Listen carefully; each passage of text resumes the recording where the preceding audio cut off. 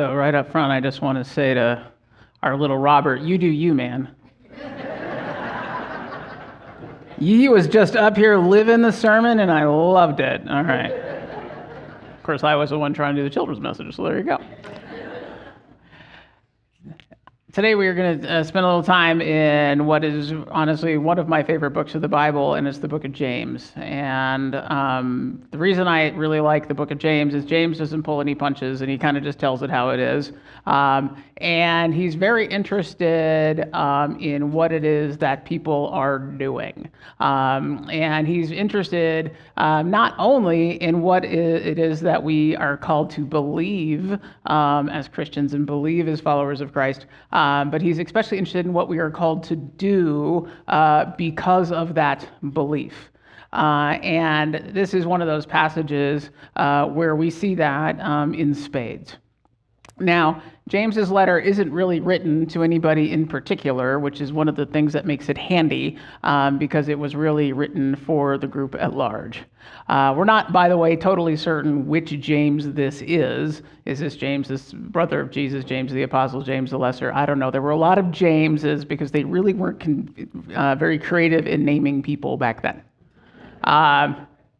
But we know it was one of them, and we know it was one of the important ones because it's a letter that we kept around and one that we continue to use today.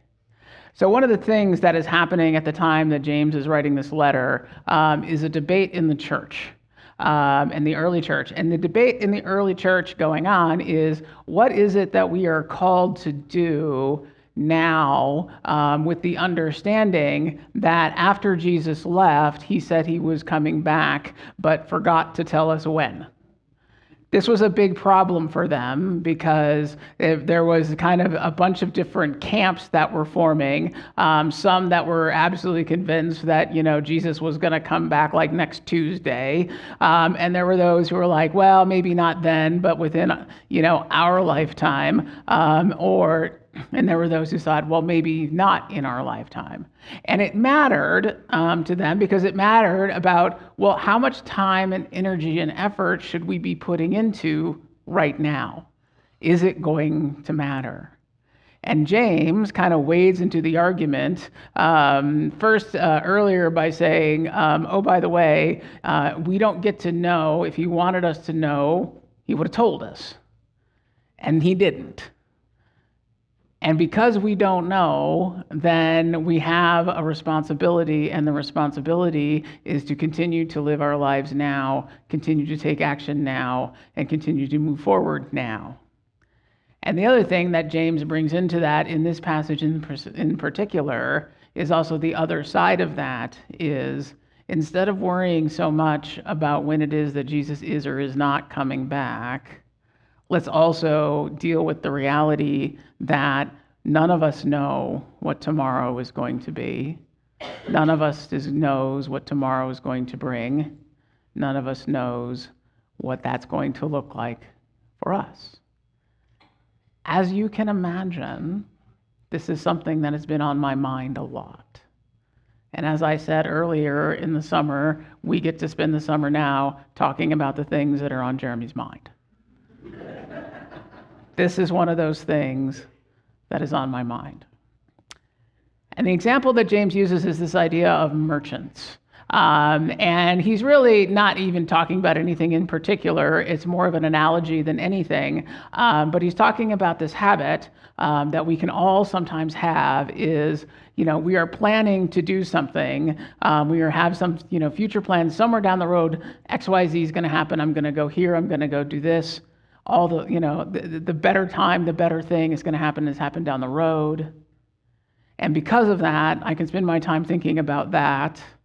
And because that good thing or whatever it is going to happen later, I don't have to worry so much about right now. Because I'm going to do that good thing later, I don't have to worry so much about doing the good in the here and now. And James points out that that thing you're planning to do in the future is not guaranteed, because it's not. Because life and where life goes and how life goes and what our life is not guaranteed. And it's been that way from the beginning. It is simply part of being alive. And so James poses an alternative for us. He doesn't say, don't plan. This is important. He's saying, don't not plan to do the things you want to do. Don't not plan to go on the journey. Don't not plan to do it, but recognize that those plans that you are making, I love his language there. He uses, he's like, recognize when you're making those plans, you're making plans for something that might happen if the Lord wishes. Meaning, so much is out of our control, so much things are not up to us that may actually get in the way or change what it is that we are planning to do in the future. So he doesn't say not plan. He says, though, when you plan, have some humility and recognize that it may not actually go to plan. And I know every one of us, no matter how long or short we've been on this earth, has had an experience of making plans that did not go the way you planned them to go. That is life, and it's something we need to deal with. And then he pairs it with this last little section at the end, where he actually reminds us of something else.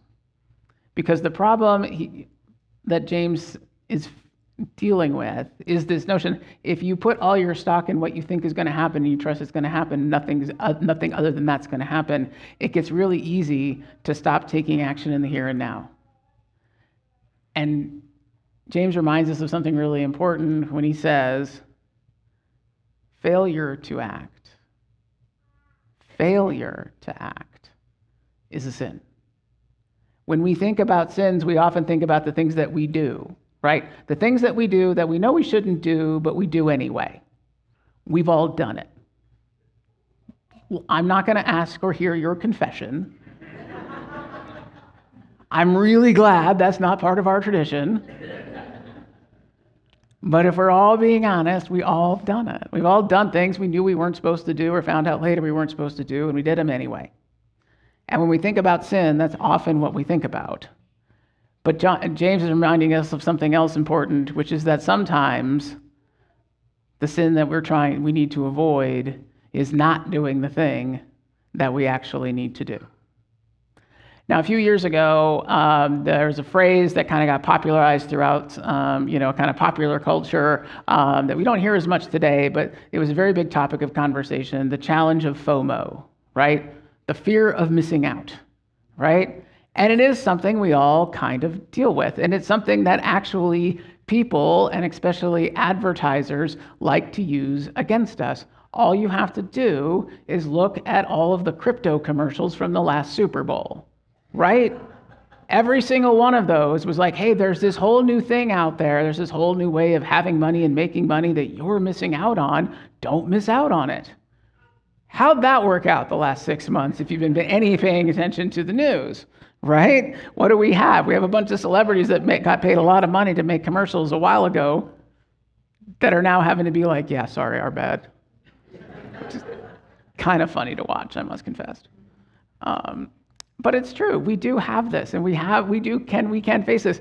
But oftentimes, the fear that the thing we are afraid we are going to miss out on is the opportunity to gain something, right? I'm going to miss out on this opportunity to make money. I'm going to miss out on an opportunity, to have a good time. Whatever it is, it's usually framed around this idea that the thing we are afraid of missing out on is something that's going to make us or our lives better or more interesting or more fun or whatever it is.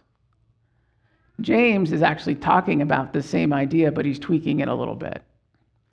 James is saying the thing that we should be afraid of, if we're going to be afraid of missing something, it shouldn't be that we are afraid of missing the opportunity to receive. What he wants to remind us is if we're going to be afraid of missing something, we should be afraid of missing the opportunity to give. We should be afraid of missing the opportunity to bless. We should be afraid of missing the opportunity of loving God and loving neighbor and loving ourselves in the way that God wants us to. Because the opportunities we have today will not come back tomorrow. And yes, there'll be more opportunities tomorrow. And even though some of us are waiting for that big thing down the road that we're coming and very exciting about, we should not be spending all of our time in such anticipation of it that we fail to notice the good that we can do in the here and now.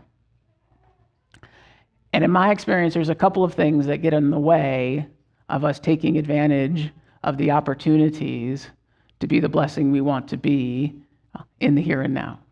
And the first one is this idea of permission. We live in a culture with a hierarchy. We all live in that sort of structure, and that's fine. You know, the chain of command sometimes is a good thing, but sometimes that idea that we need permission to do the things we feel called to do gets in the way. Recently, I was having a lunch with a new pastor, and he was asking about some of the stuff that our church does, because our church has a bit of a reputation, a good reputation. I, by the way, hope you have heard that from all of the guest preachers that we've had these last 6 months. They're not lying to you, right? The word is out. Sorry. I know we were a nice little well-kept secret of awesomeness, but you know, your pastor can't help himself. And he likes to brag. Anyway, so I was having lunch with this pastor, and he asked me about some of the stuff that we did. And one of the things that came up that what we do, just to basically be part of the community and bless the community, we were kind of going through stuff. I was talking about the turkey dinner and VBS and, the market and all that. And then I said, oh yeah, and then in the summer we do a car show, which is, by the way, next Saturday, you should come. This is very timely. And he's like, well, what is that? I'm like, well, we've got this big south lawn, and so we invite people because we have a member who thought it would be a fun thing to do, to bring people together, to just have a good time, to create some opportunity for fellowship and raise a little money for something important. And I honestly don't remember what we're raising money for this year. Does anybody remember what we're raising money for this year? Youth. Oh, the youth. Really important. Okay, yeah, we're raising money for Becca. All right. And all the awesome things you heard they did last week. Anyway, and he looked at me, and he was very confused look, and he's like, how? It's like, how do you do that? And I'm like, well, I don't know, because I don't organize it, but I think we just kind of invite people, and they come, and they bring their cars. He's like, no. He's like, how did you get permission to do that? And I'm like, from who? And I really had to think about it for a minute. And I'm like, well, I talked to the guy who cuts the grass, because we're going to park on it. And he's like, oh yeah, how did that go? And I'm like, well, when I asked him, I said, hey, we want to do this thing. Are you okay? And he's like, well, when is it going to be? Because I'm going to need a couple days notice. And it's like, well, I think it's going to be here. He's like, okay. And he sat and he thought. You see the gears turning. He's like, all right, well, I'm going to need to cut the grass at least 3 days ahead of time, because it needs to look nice, because people are going to want to take pictures of their cars, and the grass needs to look nice. But I can't cut it too close, because then there will be clippings and it'll get on people's tires and they won't like it. And I told this to the guy, who looked at me, he's like, what are you talking about? And I'm like, what are you talking about? This is how this is supposed to work. It's like, we have it, we take care of it, we spend quite a bit of money watering it, we might as well use it. And he started to run through like all the people he would have to ask first. And I was just like, oh gosh, I'm so sorry for you. And that doesn't mean we do things without thought, and it doesn't mean that we do things willy-nilly, and it doesn't mean we do things cavalierly. But if there's an opportunity that comes for us to work together to do something to bless some people, and maybe have a good time and offer something to our community, we do it. We never asked permission to invite 1,500 people here on the Saturday before Easter for an Easter egg hunt either, because I didn't know I was supposed to. We have to recognize that sometimes what gets in our way is we have this idea that either we're not allowed, or it's not for us, or somebody else, or who do I need to ask? And we need to recognize if there's an opportunity to bless somebody, chances are you don't need permission to do it. because we have all the permission we need, because the permission comes from God. The permission comes from God to do anything and everything that we can in our ability to love God, love neighbor, and love ourselves. And so loving as that is legitimately and honestly what we're doing, within the bounds of reason and the law, we should understand that we do have permission to act when those opportunities come. Now, the other thing that I've seen a lot, sorry, my mouth is really dry. The other thing that I've seen a lot that gets in the way is we get bogged down in things that don't actually matter. So before I was here, I got to go and visit a lot of other churches. That was my job. And of course, if I was showing up in your church, there was something wrong, right? Like, that was my job. Like, if the congregational developer shows up, it's because you need some developing, right? And so I would get sent around and talk to people and talk to churches and everything, and I actually really enjoyed doing it, which means I got to be in a lot of places and got to see a lot of things. And I remember very clearly walking into this one church for a meeting with their leadership, and no one's ever happy to see you because, frankly, if you're coming in and you're saying, hey, by the way, I'm from corporate and I'm here to help, nobody wants that. You got to win those people over. Sometimes I did and sometimes I didn't. But I remember walking in and we were talking about stuff, and I saw that, they, in their sanctuary, the carpet was just not in good shape. Like, it was not. Not only was this is not that church, but by the way, Google ugly church carpet. It's funny. It's a whole genre I didn't know existed. But it was kind of ripped and torn and all that kind of stuff. And they're showing me around the church, and they apologized, and they said, hey, we haven't gotten a chance to replace the carpet yet, and they, kind of embarrassed by it. I'm like, okay.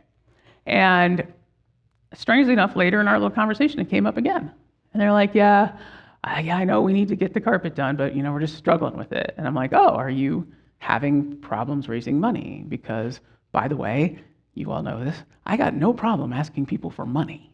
So if it's important.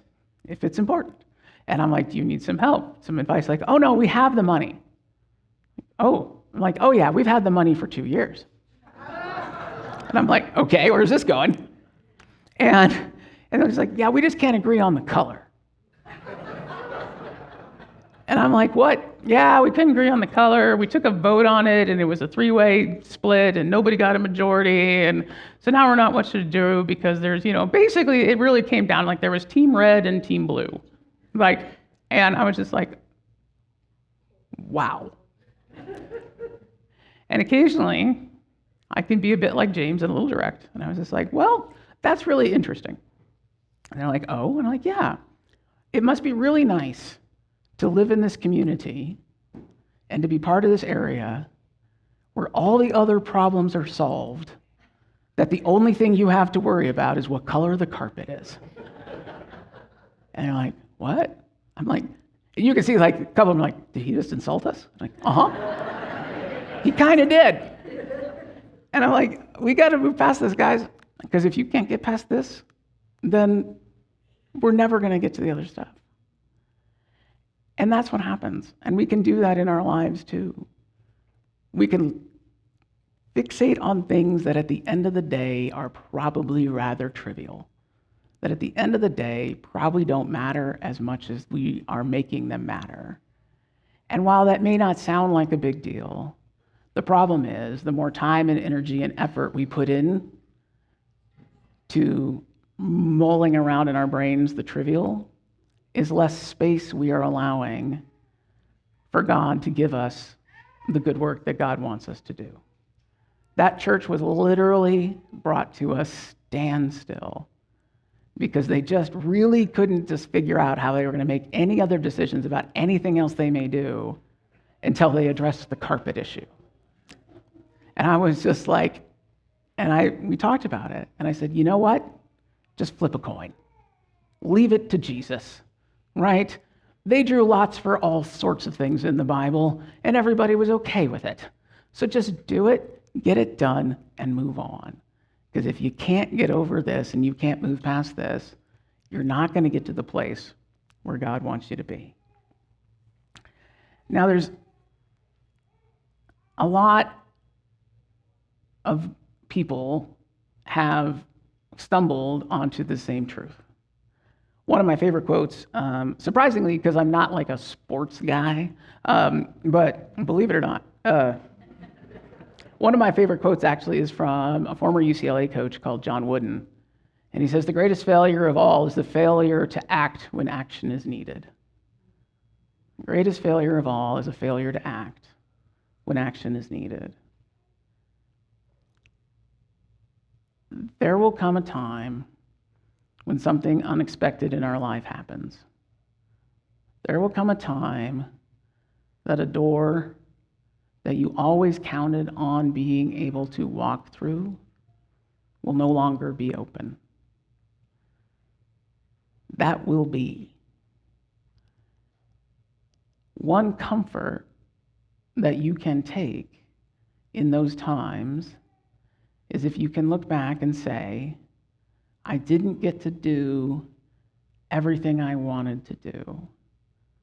The world changed, the circumstance changed, the door closed. But I took the opportunity while it was open to do all the things that I could. That sort of comfort is so important in those times. Believe it or not, John Wesley had something to say about this as well, because John Wesley had a lot of things to say about a lot of things. And it is one of those things, it's one of those quotes from him that really does strike to the heart of who we're supposed to be and who he wanted us to be. And it's, frankly, you find it on t-shirts if you want. But John gave us a very clear instruction that if we were going to be Methodists and call ourselves Methodists, this is what we were to do. John said we are to do all the good we can, in all of the ways that we can, to all of the souls we can, in every place we can, at all the times we can, with all the zeal we can, as long as we ever can. That is who we are called to be. That's who John called us to be. It's who James called us to be. It's who Jesus called us to be. If you have, in a big or small way, the opportunity today or tomorrow or the next day to love God a little more, to love your neighbor a little more, or to love yourself a little more, the instructions are clear. If those opportunities come, take it. Amen.